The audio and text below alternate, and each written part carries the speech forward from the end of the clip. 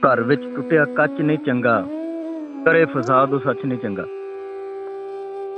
ਘਰ ਵਿੱਚ ਟੁੱਟਿਆ ਕੱਚ ਨਹੀਂ ਚੰਗਾ, ਕਰੇ ਫਸਾਦ ਉਹ ਸੱਚ ਨਹੀਂ ਚੰਗਾ। ਨਾ ਘੁਣ ਲੱਗੇ ਬਾਲੇ ਚੰਗੇ, ਨਾ ਸ਼ੋਧੇ ਸਰਬਾਲੇ ਚੰਗੇ। ਭੋਏ ਵੀ ਨਹੀਂ ਕਲਰਾਠੀ ਚੰਗੀ, ਪਾਟੀ ਹੋਈ ਨਹੀਂ ਕਾਠੀ ਚੰਗੀ। ਨਾ ਗੂਗਲ ਤੇ ਸਰਚਾਂ ਚੰਗੀਆਂ, ਨਾ ਅੱਖਾਂ ਵਿੱਚ ਮਰਚਾਂ ਚੰਗੀਆਂ। ਐਵੇਂ ਕਰਨਾ ਵਹਿਮ ਨਹੀਂ ਚੰਗਾ, ਜ਼ਾਲਮਾਂ ਤੇ ਵੀ ਰਹਿਮ ਨਹੀਂ ਚੰਗਾ।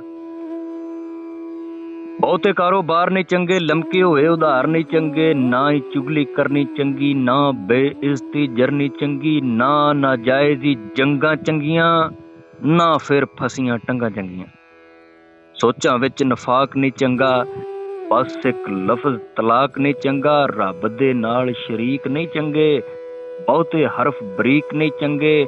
ਮੁਫਤ ਦੀ ਨਹੀਂ ਲੜਾਈ ਚੰਗੀ, ਨਾ ਹੀ ਗੱਲ ਵਧਾਈ ਚੰਗੀ।